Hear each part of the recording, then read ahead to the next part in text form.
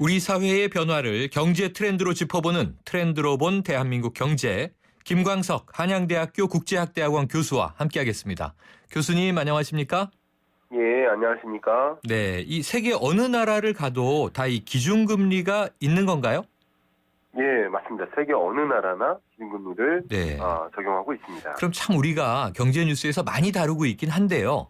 이 네. 기준금리를 정하는 이유 뭔가요? 예, 기준금리, 이 금리라는 말은 정말 이 경제를 들여다보는데 굉장히 중요한 요소입니다. 네. 금리는 이제 제가 청취자 여러분들을 위해서 쉽게 정의를 내려드리면 네. 금리는 돈의 가치입니다. 그리고 반대로 물가는 물건의 가치입니다. 네. 그래서 금리를 떨어뜨리면, 금리를 인하시키면 상대적으로 물가의 가치, 물가가 상승할 수밖에 없거든요. 네. 그렇기 때문에 저물가, 요즘같이 저물가 시대에는 금리를 더 떨어뜨림으로써 적정한 수준의 물가로 올려주는 그런 역할을 할 수 있고요. 네.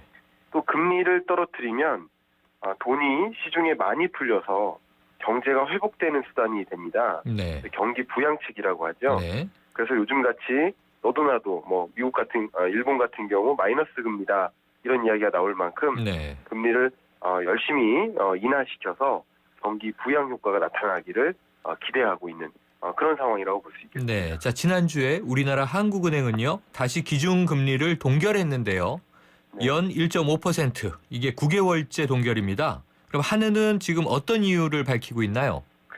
일단 최근에 이제 국제 유가가 소폭으로 오르면서 물가 상승률이 소폭으로 반등했습니다. 네. 그래서 기준금리를 인하할 여건이 아니다라고 판단을 한 것이고요. 네. 또 국내외 어떤 금융시장도 이제 서서히 안정을 찾아가면서 불확실성이 더 크다고 이렇게 생각을 했고요. 네. 네, 중요한 것은 이제 이 금리가 충분히 완화적인 수준이다. 금리가 충분히 낮다. 그렇기 때문에 실물 경제 회복을 제약하지도 않는다. 이렇게 네. 판단했기 때문에 금리를 동결한 것이라고 하고 있습니다. 네. 교수님, 그런데요. 이 지난달에 이어서 이번 회의에서도 이 하성근 금통위원이 금리 인하를 주장하는 소수 의견을 냈다. 이렇게 전해졌습니다. 네. 이 금리 결정에 있어서 금융통화위원회의 만장일치 여부가 중요하다. 이렇게 알고 있는데요. 어떻습니까? 네, 만장일치가 중요한 이유는 만장일치가 나면 앞으로도 금리 동결이 계속 유지되겠구나 하는 생각이 들 수 있어요. 네. 그런데 한 소수 의견이라도 금리 인하가 필요하다라는 이야기가 들리기 시작하면 네. 금리 인하가 앞으로 있을 수 있겠다라는 신호로 해석할 수가 있습니다. 네. 그렇기 때문에 이제 채권 금리도 떨어질 수도 있고요. 그래서 이제 실제로 이제 소수 의견을 내게 되면 기준금리가 인하된 사례가 많이 있었습니다. 네. 그렇기 때문에 이 소수 의견이 아주 향후 금리 인하 혹은 동결 등과 관련된 금리 결정에 상당한 영향을 미칠 것이라는 판단 때문에 상당히 중요하다 이렇게 생각하고 있습니다. 네. 자, 그런데요. 이 시중은행들은 한국은행 금통위와는 다른 행보를 보이고 있는 것 같아요. 이 예금 금리는 떨어뜨리고 대출 금리는 올리고 이건 어떻습니까? 일단은 뭐 기준금리가 동결되어 왔지만 시중은행들은 사실 이것과 관계없이 이제 예금 금리를 이제 낮추고 있는 상황인데요. 왜냐하면 시장의 채권 금리가 계속 떨어졌기 때문이라고 이렇게 해명하고 있고요. 네. 또 반대로 이제 예금 적금 금리는 내리면서도 대출 금리는 또 오히려 올리고 있는 상황인데요.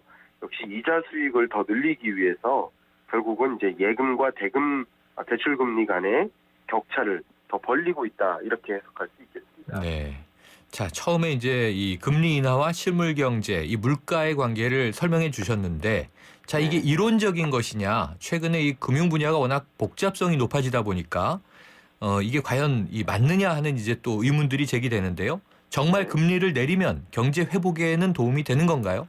자, 그 이론과 실제를 좀 설명드리면 네. 금리를 인하시키면 기업 입장에서는 추가적인 투자를 할 때 자기 자본을 가지고도 투자하지만 네. 타인 자본을 가지고도 투자합니다. 네네. 그 타인 자본이 바로 은행에서 빌리는 돈, 채권이라고 할 수 있는데요.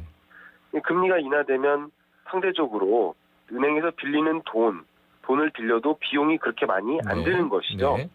그래서 기업들이 자연스럽게 투자가 증진되고 그러면 이제 투자가 늘면 신규 고용 창출이 늡니다. 네. 그럼 고용 수준이 회복되면 자연스럽게 그 나라의 국가의 어떤 소득 수준이 확보가 되기 때문에 네. 소비 진작으로도 연결이 됩니다. 이런 식으로 경제의 선순환 구조가 이어진다라고 보는 것이 이제 금리 인하의 필요성이라고 볼 수 있는데요. 네. 이것은 이론이고요. 근데 이제 실제적으로 보면 실제 우리 실물 경제를 들여다보면 금리 인하를 해도 기업들이 투자를 안 하고 있는 모습입니다. 네. 그것이 이제 조금 어려운 말로 유동성 함정에 빠졌다 이렇게 표현하는데요. 네. 금리가 인하돼도 실물 경제 회복으로는 연결되지 않는 그런 현상들을 얘기합니다. 네. 다시 말하면 돈을 빌리는 비용은 줄었지만 금리 돈을 빌려서 투자를 한들 향후 매출이 충분히 확보되지 않을 것이라는 네. 그런 불확실성이 높기 때문에 네. 투자로 이어지지 않는 그런 유동성 함정에 빠진 상황이라고 이렇게 예. 볼 수 있습니다. 참 이제 어두운 전망인데요. 자, 이 미국의 기준금리를 결정하는 연방공개시장위원회 이 회의가 15일, 16일에 열리게 되는데요. 자, 동결 인상. 교수님은 어떻게 예상하세요? 저는 물론 이제 동결이라고 생각을 하고 네. 있습니다. 이제 올해 한 해 동안 약 한두 차례 정도 네. 미국이 이제 기준금리를 인상할 것으로 보고는 있습니다만 네. 사실 미국의 ISM 제조업 지수라고 하는데 제조업 지수도 상승하고 소비자 물가도 반등하고 있어서 올릴 만한 여지는 좀 나아졌습니다. 그래서 이제 조만간 기준금리 인상이 있을 것으로 보여지지만 네. 지금은 대외 경제가 너무 불안합니다. 네. 대표적으로 이제 중국 경제가 가장 이제 경착륙 우려가 가장 크고요. 또 국제 유가가 하락함에 알겠습니다. 따라서 자원 보유국들이 굉장히 불안한 상태입니다. 네. 지켜보도록 그래서 하죠. 이제 미국이 기준금리 인상이 좀 어려운 상황이라고 볼 수 있습니다. 네. 교수님 오늘 말씀 감사합니다. 예, 감사합니다. 트렌드로 본 대한민국 경제 김광석 한양대학교 국제학대학원 교수였습니다.